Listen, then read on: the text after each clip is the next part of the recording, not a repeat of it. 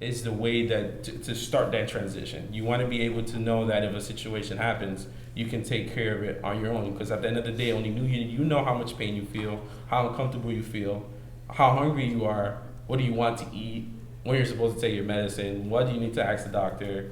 You know, those are things that you can take charge in. You know, I mean, doing a chore around the house or doing something that you're not asked to do is also another way that you can do it. And in my family, certain things you do it without being told to do it. And when you move out by yourself, there's not nobody that's gonna tell you to go take out the trash. There's nobody gonna tell you that it's about time you need to wash clothes or that's unhealthy to eat all the time. I mean, when I first moved out, the first time I moved out, I ate pizza for like a week. It was my mom doesn't like pizza, and I was just like, I could eat it, and my sisters don't like pepperoni. I was always have to eat freaking sausage. I hate sausage pizza, and I can eat it now, but when I first moved out, I wanted nothing to do with Italian sausage. I didn't want none of that. I just ate. I wanted pepperoni, and I just got pepperoni, and I got to after a week, I was like, that's kind of pricey. And your parents kind of tell you, oh, what I got the money for, and I was like, my social security paid for it. What are you talking about? But then when you have bills, and you're like, oh, that's what they're talking about, Or when you had your lights on for too long, she'd be like, turn off the light, shut off the light. You don't need the light or something like that. Once you live on your own, you start seeing that first electric bill. You're like, it kind of with me, it helps a little bit because I used to be blind, so I don't turn on lights. So it doesn't really matter in my house, if somebody visits, they're like, why you haven't turned on any lights? I was like, I don't need a light. I'm fine. I can walk around. I don't run into anything. Like my house everything is in this, like, it's like a puzzle. And it's just so I know never to run into it. So I could run and dash down my house. I won't run into anything. Probably my dog. She's kind of still, I've had her for 3 years and she still doesn't understand that her dad is visually impaired. So sometimes she'll just get in the way and she'll probably get kicked. And I'm not trying to do it. But I mean, sometimes she gets out the way. But I'm try to be mean. It's just sometimes I don't notice and she's like, oh my God. But yeah, like taking responsibilities of things that you can control is one of the biggest steps you can do to be able to be more effective and feel more comfortable when you're transitioning. Again, it could be I could go back to being so little as taking charge in an IEP meeting. Because when you're in college, for instance, like Derek was saying, there's people who try to help you to get more time to extra credit. But when you're in college, the teachers they're not obligated to help you. You have to say what you need. They're not going to go put you aside of class. Okay, hey Josh, what do you need? No, you have to approach the teacher. That's how it works in college. I'm just going to add how it works is the universities have a disability support office or resource center. Depending on the school, it might be called something different. But in essence, it's the same thing. But once you actually get accepted there, they have a file for you, and at the beginning of each semester, they give you you go by there on the first day of classes. They give you a letter for however many classes you're taking, and you give each of those letters to each one of your professors, and it basically is just a generic letter saying, so-and-so, X your name, receiving services, blah, blah, blah. That way the instructor knows that you might get extra time on test or need a note taker or whatever. So. Yeah, and I gotta say, again, there's no obligation to your professor to go and pull you aside to tell you anything. Like you said, you have to go to that center and tell them these are my needs. Or you got to stick around after class. Or you got to see them for a second, or go to their office hours. You have to take that. You have to make the decision. You have to take that initiative to approach the teacher and tell them your needs. It's the same thing as when you live in your own. You have your place. You're not gonna let your place stink up because you don't want to clean. You have to clean. You have to wash the dishes. You have to wash your clothes. You have to do all the chores around the house. They're not gonna have. I mean, I remember my roommate my first place. My roommate, I mean, he was blind completely, and I'm visually impaired. I used to be blind. We had two different upbringings. He had a cleaning lady. She cleaned all his stuff, and I would not allow that lady in my room. I didn't like it. That wasn't my upbringing. Everybody has their way of doing it, but that wasn't mine. I like to wash my own clothes because I was taught. I labeled everything. My microwave is labeled, washer is labeled, oven is labeled, stove. I don't use dishwashers. I don't like it. I think my plates smell. And that's because of the sauce the smell. I don't really like. I don't know. It smells like I don't know. I feel like I eat my food and it tastes like soap. And but yeah, everything else in the house is labeled to the T. Like, and I have everything is color coordinated. My food cabinet. It's all vegetables are all the vegetable section. All my pastas with the pasta. Like I have everything labeled, and that's the way I approach things because. And even with days that I can't see, I'll just send a picture and I'll send all 6 of my sisters, and one of them will respond and tell me if something's wrong. You know, when I moved, they just left everything in the living room because they know that if they put it somewhere, I was gonna move it because I didn't like it. So they just dropped everything in the living room. The only thing they put in order was my couch. Everything else, they were just like, all right, just leave it there because Josh is not gonna want us to move it.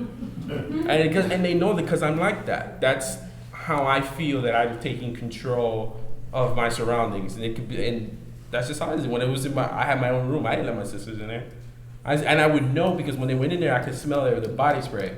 And I was like, "You were in my room? No, I wasn't." I was like, "It smells like bananas. That's not my room. It's not my room. Don't smell like no bananas. No, it smells like Red Zone or something. Like it doesn't." It's little things like that, and little things like that. You can take control of what you want to do. It doesn't have to be something as I finish school, I'm gonna go and move to the first apartment. Because I had trouble with my first landlord. And with my social, because the rent was due on the first and the second, and my social security was on the third. So it got to the point that they always wanted to charge me a late fee.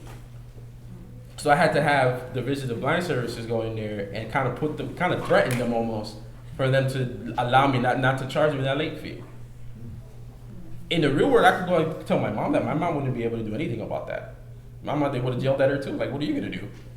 I had to go higher up than even my parents, and I had to ask a government agency, which I'm not used to because in Puerto Rico we don't have that. So I had to go and have them to help me. So things like that. You have to know in yourself that you can go beyond that, or you feel comfortable to deal with a situation like that. You guys have anything? You guys could jump in too. You say stuff. All right. Well, I guess to bounce off of what Josh just said, like for me personally, I was very fortunate because I actually was part of a special subgroup or organization at UNF when I was an undergraduate. It was called the Thrive Program, which is an acronym. I don't know what it stands for exactly. That's right at the moment. But basically, the program was centered around 3 key areas, which was academics, social, and careers or finance. It's all the same, but on the surface of that, I feel like the Thrive program was extremely instrumental in helping me to develop the independence and the skills necessary to become successful after I graduated from college. And now that I'm officially going on to try to get my master's degree, I feel that I can draw upon the experience that I learned in the Thrive program, which can also be applicable to graduate school. So therefore, and when I also get a job, I can draw from the many experiences there. So it's a valuable treasure chest of ideas that you can endlessly draw from to help your experience no matter what obstacles you're facing. And I feel like it's been very beneficial no matter what. Like you were saying, there are a lot of agencies that can help you. There's one I know some of my vision impaired friends have gone to it, and all the disabilities. It's called the Center of Independent Living. Mm-hmm. That's a good place to learn. I think there's 2 different programs, if I'm not mistaken. At least for the vision impaired, there's one program that teaches you business skills, how to count money, how to deal with the register, how to be in a situation where you're in a job that's crowded. Also, they give you something that's like an apartment. You have a stove, refrigerator, the bed, bathroom. All of it is handicap accessible, but they teach you the skills. You have to go to the laundromat and wash your clothes. You know, there's a cafeteria, and you have to go at a specific time to eat, or you're not going to eat.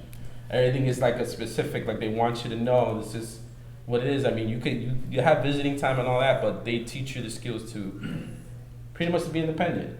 You know, they also teach you transportation skills, like Derek was saying. Okay. Yeah, the center up in Tallahassee, there's this guy up there, he's actually completely blind, and his sole job is he shows people how to catch the bus around town. I commend him because I despise that and I can't see.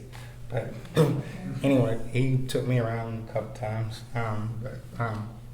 Then also the center also has some other programs too. But one of them they offered that I was in actually for about 4 or 5 years. It's called the High School High Tech program, and it's for high school age kids who have any type of disability. And we do all kind of fun stuff. They take you on tours of different places. They have different people from different agencies come and talk to you, give a little mini presentations. Good times. And, Alex over here in the audience, our fellow council member, used to be in it when I was in it, and that's actually where we first met. Then we eventually both ended up on the council.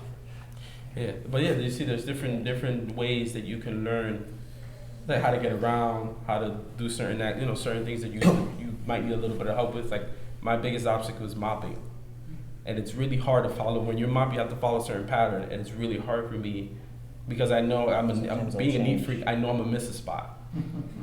I know I'm gonna miss a spot. And one of the things I used to do also when I lived, like my first roommate, he had a girlfriend that would come, and when I cleaned my bathroom, I paid her $20 to clean whatever I missed because I don't like dirty bathrooms. And she'd do it happily. She'd be like, my $20. I'm like, here you go. I knew my bathroom was clean. Like, but that's the way. That's probably not the way to do it, but that's the way I used to do it. I lived in Tallahassee. My mom and everybody lived in Miami, so they weren't going to drive 9 hours to clean my bathroom. Which part of Miami? I lived in close to where the fair is, on 122nd. Yeah, that's where I lived around that area. Yeah, now I live in St. Cloud. This is Central Florida now. I went to high school in Miami High.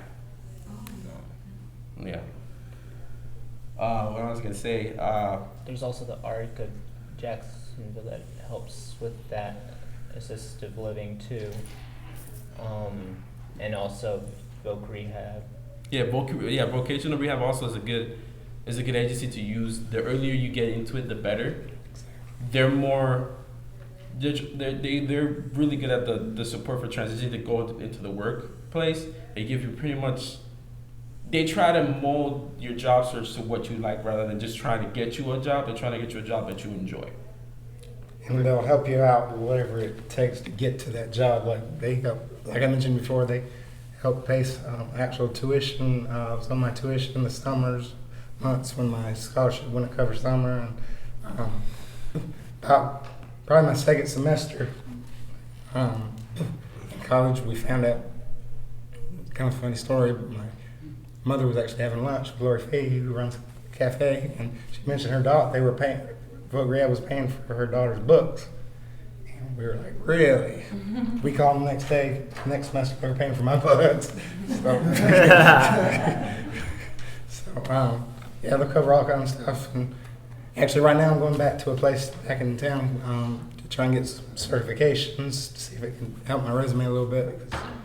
Because I finished with my 4-year degree a year ago, and I still haven't found anything yet. So I was going to try and go back and see if some certifications could help. They're paying the fees for all that too, so pretty good at helping you get to the point. You mentioned that you kind of suffered some discriminatory practices.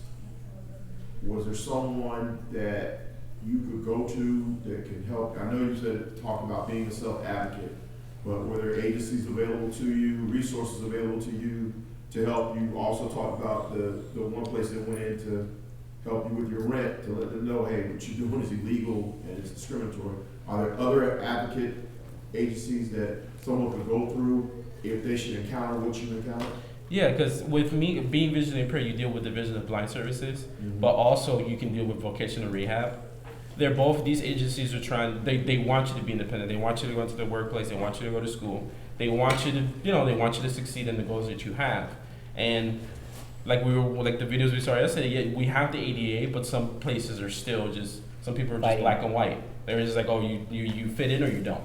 And sometimes they can see you in a wheelchair, they can see you using a cane, or they can just see that you don't understand what they don't, you don't understand what they're saying.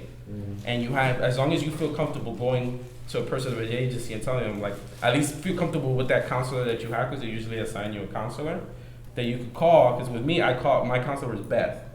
And she, at that time, she was pregnant. So, I don't know what she said, but she was very, she was very strong. And I had issues with teachers too when I was over there, because again, when I lived in Puerto Rico, we don't have Division of Blind Services. We don't have vocational rehab. When you have a disability, you go to the school with that same disability. You stay there from kindergarten to 12th grade. After that, you're on your own. There's no special services. There's no nothing. So when I come over here, I have all these things, and I'm like, I don't know. I mean, I didn't even know how to use it. I didn't use an actual cane over there. I used a cane that people, older people use, or an umbrella. Like, that's because we can't afford those things. Education over there is 2 years behind. So when I come over here, I have all these services, so I get in the situation. All I know is, why I'm taught is you go to your parent. That situation, my mom couldn't help me through that, because they're going to tell her the same thing they told me. Right. So I had to go to the counselor, which they were helping me when I was going to school over there as it is. And I was like, look, this is going on. I didn't think she could do anything. When did you make that transition though? Because I mean, did people guide you to that transition, or was it like a self-realization? When I came from, what do you mean, when I moved out or when I moved from Puerto Rico? When you felt that you talked about transitioning and being a self-advocate for yourself, did you come to that conclusion on your own, or did somebody have to help you get there, like an adult? Over here we have VE specialists in schools and things like that, the rehab, the agencies you Right. have. How did you arrive at that? Who helped you guide you there? Truthfully, the way I went about it, like I was saying before with my family, it's like you kind of have to build your identity. We're not, it doesn't stand out. Like with my eyes, it never really stood out. Because one of the things too, I wasn't born with my disability. I ended up getting it when I was 7. So it was something that just kind of suddenly happened. Right. So it wasn't, like even at least my older sisters, it took them a little longer to get used to it than my younger sisters. Because my younger sisters were closer to my age, so they understood the world a little bit more as what it is now. My older sisters see it like my mom. They're more like back in my day, top of mind state. So sometimes I would I could connect more with my younger sisters. So you could say it was more with them. And I also have a cousin who has cerebral palsy. And we kind of grew up together with our disabilities. Like he couldn't walk, I couldn't see. When he learned how to walk, I was getting my vision back. So we kind of like, it wasn't even that we saw each other as like mentors. It was more like a race.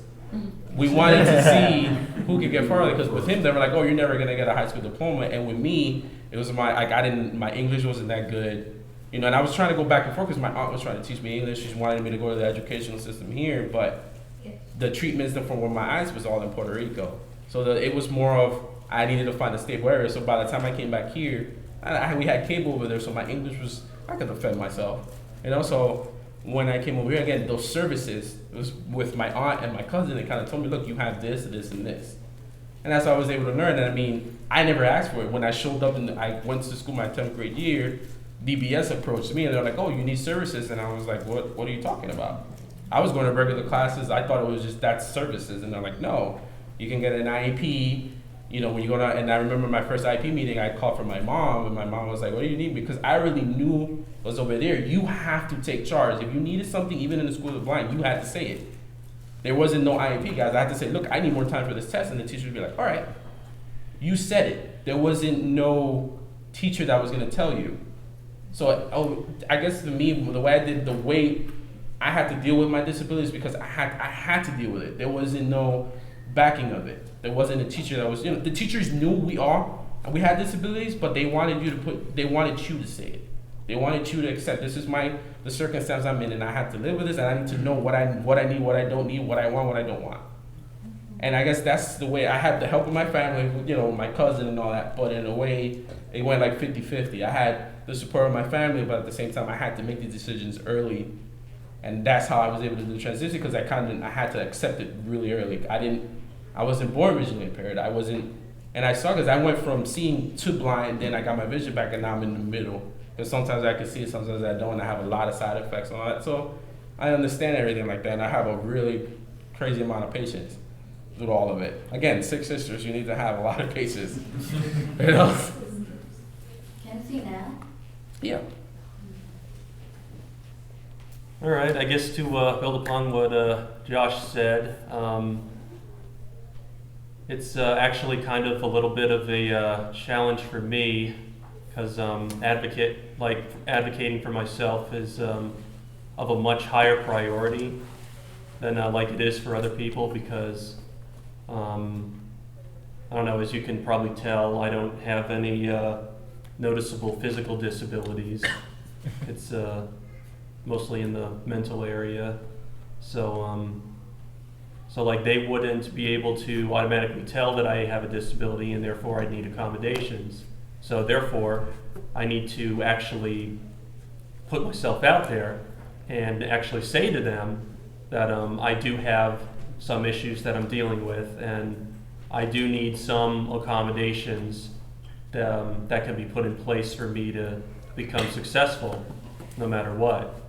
And all of this came to a forehead at UNF with the Disability Resource Center there. And thankfully, that was actually one of the best things that has ever happened to me in my entire life, the DRC. It was a blessing from the Almighty. And at the DRC, I was able to successfully request special accommodation letters for just whatever help that I needed for any class, no matter the subject. And I mostly used it for, I don't know, some assistive note-taking technologies and some extra time on tests, which was, I don't know, really the only big accommodations that I needed. But they were able to successfully provide them for me, and I was able to actually use extended time on tests, and I actually did better as a result. So it's special groups and agencies like the DRC that are very instrumental in the success, coupled with a healthy dose of self-advocation Right. that has helped me to Right. become successful. And bouncing off what Chris said, the SDRCs do make a big difference, but from personal experience, they're not all equal as far as how good they are, actually. Like, I started out at junior college back in Tallahassee, and they were excellent, superb. The counselor I had was super. She's probably the best one in the state, in my opinion. She was actually the faculty person in charge of the club I went to on campus once a week. So pretty much, if an issue pop up, I just pull her aside at that week's meeting and say, hey, whatever. But then, like, an example of how some of them are the same, I'd always gotten unlimited time on tests dating back to grade school. And at TC, that was the same case. Because they actually accepted my AP from high school, so I got the same accommodations. But when I got over to FSU, to the university, I first went in to meet with the person in there. He was kind of asking what I needed or whatever, and I told him I got on design test. First thing he pops up with, oh, there's no such thing as unlimited time. You get the time and a half for double. I was like, okay. But so that's just one example. Then also there's all kind of accommodations you get. They had this. Basically, he was a van driver, and if you were mobility challenged or couldn't hold out like walking miles across campus, because I don't know how familiar some of y'all might be with Tallahassee, but there was no organization or thought put into when they built it. It's just wherever the free lot was, they threw up a building, so it spread way out. But they had a thing, and this guy would drive you around to the building your classes were in from the disability center. He'd come back and pick you up when the class was over and take you to your next class. back to the disability center or to whatever garage you might have parked your car in if you could drive or whatever. It's just examples of some of the services. I gotta agree with them too, because I went to right out of high school. I got some scholarships to go to FSU, and at that time I already took the training to use an actual cane, and the cane that I use right now, I have a rolling tip, and it's so it doesn't get stuck in the cracks. But that's because when I was going to when I was in FSU, like you were saying, everything was far apart. And at that time, the center didn't have that man guy that would take you from one place to another. So you can imagine me with the cane going really fast. I snapped like 3 of my kids in half because they would get stuck on the crack because I was going so fast. And I'm a pretty big dude, so I just muscled through. I'm like, oh, what's that? I just snapped the cane in half. And I just stand there and be like, well, I guess I'm not going to class today. And then I make a phone call and I tell the disability people, and they're like, oh well, we'll send somebody. And or somebody would recognize me and they'll guide me back to my dorm or something like that. But yeah, that campus is huge. Yeah, but seriously, going back to what Chris was saying, once you throw out your disability out there, you're really putting yourself on the line, because not a lot of people will accept that. They will call you out on that, or may even discriminate against it. Well, they can't do that now. They because it's can't, but they will. But they do. No, they still do. Some of them know the consequence and they still do it. Like with the thing with where I lived at, they know they couldn't do that, but they were like, they thought I was just gonna be one of those people that'd be like, okay, and tail between my legs and pay the late fee. I wasn't paying no late fee. I was gonna stand up for myself, and then I wasn't the only disabled person that lived there. I just so happened to be the one who got his Social Security on the 3rd. Everybody else got it on the 1st, so they never had that issue. I did. There was a question in the back here. I'm also visually impaired, and you would be amazed at the comments that I get. I mean, my wheelchair doesn't even fit in some of the elevators on my campus very well. So what do I have to do? Back in, and then come straight out the other side. For the older buildings, now for the new ones, it's not that bad, because the elevators are bigger. But how do you, the question now becomes, I'm also playing DBS, and they wanted me to use the cane and try to drive my wheelchair at the same time. I said, no, I can't do that.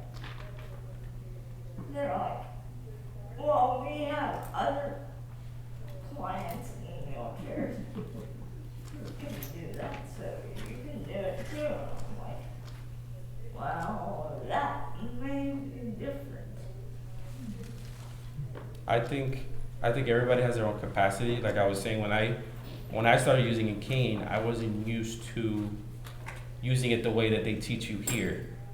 With mine, it was like a swipe motion, and it was just very different. And with DBS, they're very. Sometimes I think some of the counselors that they have are not realistic, and I understand where you're coming from, because one of the first counselors I had, she didn't understand that my English at that time wasn't too good, and she wanted me to learn the bus system instead of taking the school bus, when I could have gotten the school bus. And she was like, well, you can just use the cane to get around. And I was like, I don't even know what the sign says. Like, I don't know where I'm at. I didn't even have a full 3 months before I started, so I didn't know where I was at. And they were like, well, other clients do it. I was like, but I'm not other clients. I'm me. Like, I can't do it. I don't care if the guy next to me can do it. That's what I cannot do. And sometimes you gotta stick to your ground, and you gotta tell, especially DBS, because to me, DBS feels like, I think sometimes they think that they know everything. So, and I understand that frustration because I did go through that with them. You just gotta stand your ground. You gotta show them that you're an individual. You're not like the other person who uses a wheelchair and uses a cane. If that answers your question. But I'm sitting there one day and I'm like, no, I can't move my arms at the same time to navigate in wheelchair and cane. You can do one or the other, but I can't do both. Yeah, you keep reminding them that. You keep telling them, I'm not that person. I'm me, and I only could do one thing at a time, and they should be able to. They should accommodate you around your limits, and your limit is you can do one thing at a time. You can't do two. But you got to show them that. That's one of the things of advocating yourself. You got to tell them this is me. I'm not like that other person. And then they learn after a while. They're just like, all right, they know you're not gonna break, and I'm like, okay, and they'll accept it that way, and they'll find there is a way. There's just some of them are just they want the easy way and just put a stamp just like everybody else and just put you in a group like everybody else, and it's easier to do it that way. And sometimes you just can't do certain things that they want you to do. They just want you to roll over and say okay. Yeah, they just want you to accept it and not say anything about it. But you stand your ground and you tell them, I cannot do that. Is there another way? Are there ever any assessments that you take that they give you to better understand what you face, what you'd like to improve on, how you would prefer to get around? Or do they just kind of just guess, like you were saying, they think that you're like everybody else? Yeah, you have to, with DPS, at least with me, when I learned, and again, I could be a little hard-headed with it because I wasn't used to receiving services and I was used to doing things my way. With them, every time I bumped heads with them, I pretty much, it was like drawing a line on the sand. And I had my ways and they had theirs, and eventually one of them had to give. And when it came to transportation, it's like, I don't do transportation like that because I couldn't read it at that time. I couldn't read the signs. I didn't know. And they were like, all right, eventually they knew that, and with how I had support from my mom and all that, they were like, okay, well, he's not gonna give, and they gave me the bus system. Yeah, I woke up a little earlier than everybody else to go to school, but I had the safety of the school bus to take me to school. I had to give my part too, but I still got the transportation that I needed. You just gotta show them that you are an individual. You gotta stick to that. Because they will put you in the group as everybody else, and they'll be like, oh, she's just, or he's just like this person, and they just keep going. Because, and I don't blame them. Sometimes they do have more clients that they can handle, but at the same time, that doesn't have anything to do with you. You are an individual, and you have your needs, and you have things you need help with, and they need to understand that. That's why they're there to help you. Like Lori said, you have a voice, and you need to use it. Yes. You just gotta you just gotta stick your ground and be like, I can't do that. Don't do something that you don't feel comfortable doing. Because then that's going on, you can hurt yourself, you could do something, maybe somebody says a comment that you don't like, and you're already uncomfortable doing something that you don't want to do. So, I mean, that's my advice to that. You keep at it, you keep reminding them that you can't do that. Well, yeah, everybody, needs accommodations, but, one person's unique accommodations are maybe different from the other person. So you just gotta let them know just what your unique accommodations are, what you need, and just advocate for all of that. Basically what it comes down to. I'm a parent of an 8-year-old with a disability, and I'm just wondering what you guys would suggest. Is there anything that you wish you would have started working on earlier, or just some advice for parents of the littler ones, like independent skills or? At least with me, it was with chores, doing chores. It doesn't have to be something so big, or chores and allowance. Those were the two things my family showed us since I was like 4, before I even had a disability. That's something that was entirely, it could be something as simple as when it was garbage day, all the garbage was picked up. And I got to watch my TV show or whatever.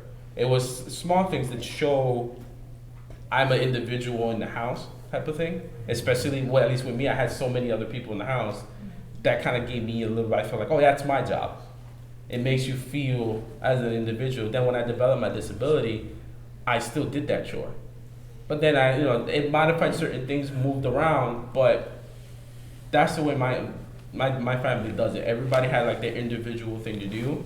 So you knew you had that responsibility. And then as you get older, you add another responsibility, you add another responsibility. So when you get into, at least in high school you're taking like 6, at least when I went to high school, I took 8 classes.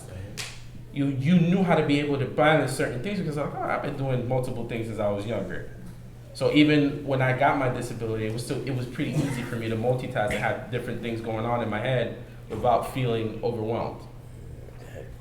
And that's just how my family did it. Like it was just, it starts with something simple as chores. Like I said, picking up the trash, or when it was time for clothes, you could just separate the clothes. I helped my mom. That's another thing with my color blindness. My mom helped me. She would help me separate the clothes. Yeah, I got something wrong sometimes too, but she still let me do it because she wanted to, because she knew that the side effects was going to be there when I got my vision back was the color blindness. So she kind of taught me, like when I started getting older, people started using colors like turquoise and stuff like that. I can't see that. So when we separate clothes, she's like, this is what turquoise is. And I see it and it'd be a little hard, but I could remember it because I wasn't born colorblind. So it kind of made me feel a little different. So I was like, oh yeah, I'm colorblind, but I can still see turquoise. Like little things it could be you could think it's small, it could be a really big thing. Yes, Alex? I just want to address something with that, with what we've done in the past. And we've done something, I don't know if you guys are covered there, but our IEP guide. And the purpose of that is encouraging you to have IEPs to have a leadership role in that. And I think that even starting at a young age, if you just are incorporating your child within that process so they become familiar with it, and it's easier once they get older to actually be the person running that meeting. So that's one thing we looked at. There was a lot of parents who were a lot of people that wouldn't attend their IEP meeting when they were 13, 15 years old. And then at that point, there's so much going on there that it's intimidating. And that's that having an IEP guide, that may be something that unless I don't wait for copy at our booth, that you might want to take a look at just to go through and see it. Like it's written for the youth perspective, but obviously it was 8 years old. You said, yeah. It's written on the 5th grade level, just so that you can pick it up and be able to just go through and take a look at it. I think it's important to note that, those parents that have students with IEPs, that you involve them in the process. Absolutely. At some level, even at the age of 8 or whatever their age is, so they understand what's happening, so they understand if they disagree with something, it's like, I don't want to do that, Mom, or I don't want to do that, Dad, Yes, I don't like that, I learn best this way. That's something that they have to listen, because I think sometimes as adults, we tend to think that we know best for every situation, and we're not the ones sitting in that desk. We're not the ones that are trying to learn that math. That conversation has to be all inclusive. But what do you think about that? How do you feel about that? I truly feel the sooner they start on the IEP, the better off they will be. Like if they start earlier at a younger age, and people can actually teach them how to take control over it, then they can actually have a say in what they do. You have a question in the back? When I was in elementary school, my mom went to one of my IEP meetings when we first moved to Gainesville, and my mom said, this is the school that I want my daughter to go to. So I ended up going, and my mom had the IEP meeting, and the first IEP meeting that I went to at the new, that my mom went to at the new school, the principal looked at my mom and said, if I put your daughter in the regular classroom environment,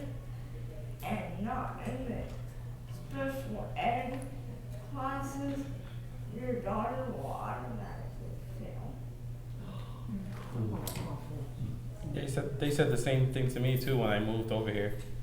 They wanted to put me in special ed, and I was like, "There's nothing wrong with the way I think of it. It's just I can't see like everybody else." And again at that time, my English was based off of Cartoon Network, so I'm not even. It really was. It's not no joke. We were one of the few families who had cable, so I understand where you're coming from with that because they're only looking at the outside. They don't even give you a chance in certain schools. And I had to get out of it. I was in special ed and I climbed out of it because I was getting A's and everything. I was like, this is easy. And then they were like, okay, we'll put you in ESE. But by the time I was in 12th grade, I was taking honor classes. Yeah. Just going off of that, not all the schools are set up or equipped to handle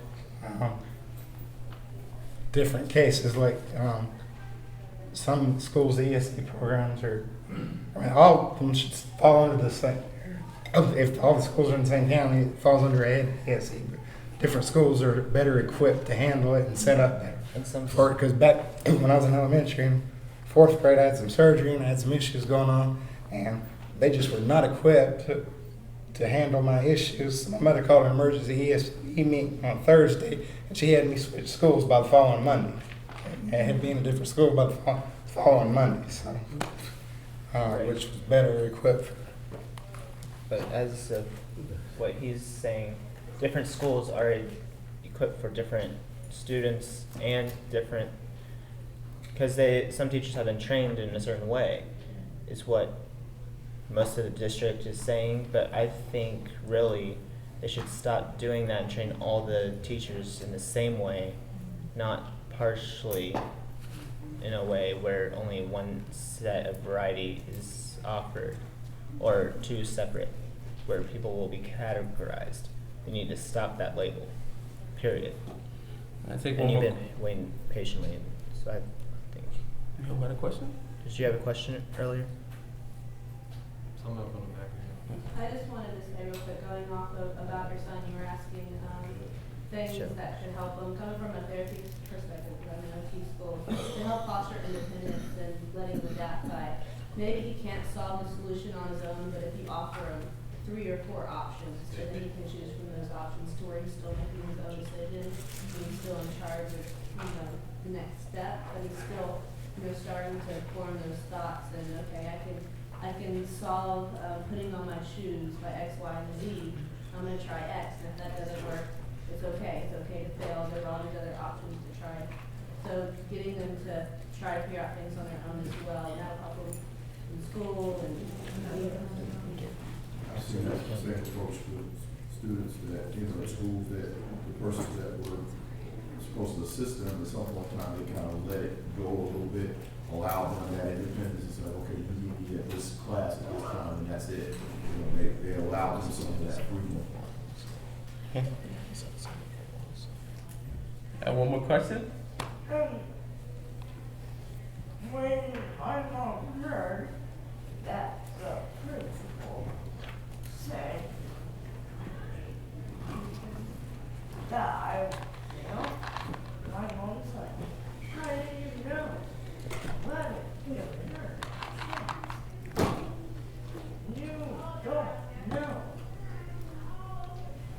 So, until you give her a chance, you can't just automatically say she will fail, because she is smart. She understands exactly what you're saying. And in that moment, I would say really you should have been the one to stick up for yourself in that situation, because in the real world, your mom won't always be the one sticking up for you. She's really little at this time. Yeah, I'm just saying, but you could have still. She was younger at that time. Yeah, but even at a young age, most of the time, they can still, shake their head and know, that's not what I want. And then most of the time, adults will understand what they're thinking. Because even I kind of went through pretty much the same thing. Like when I was in elementary school, they were going to put me in ESE classes. They think it was more easier for me because I'm diagnosed with autism. Yeah, then you can just shake your head no, I'm not going to do Even that. though at the time I never really, can't really, stood up for myself, can't really speak. But then when And pretty much when I pretty much took the regular classes just like anybody else, they said, oh, so I guess he is, you know, I guess he can do all this work. And I guarantee you this, because even though like I just recently graduated high school now with a standard diploma and with honors, and I guarantee you this, when I was walking on that stage, a lot of those teachers, a lot of the staff members that pretty much had known me before, they were really surprised I made it that far. So even though, like, you know, like what you said, you know, we all had to be our own advocates. We all had to stand up for ourselves at one point. Because Even at a young age, that's when it really has to start.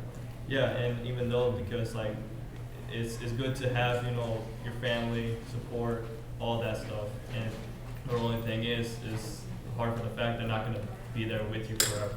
So. The sooner they're taught, the better it is for them. I guess I thank you for picking our session, hear our stories and our views of transition. I don't want to hold you guys anymore. I think we went Yeah, over. we're in about 5 over. Yeah, I don't want you guys Yeah, to be 5 late to the over. next sessions. But if you have any questions after, it's fine. I don't mind answering any more questions. Thank you. Yes.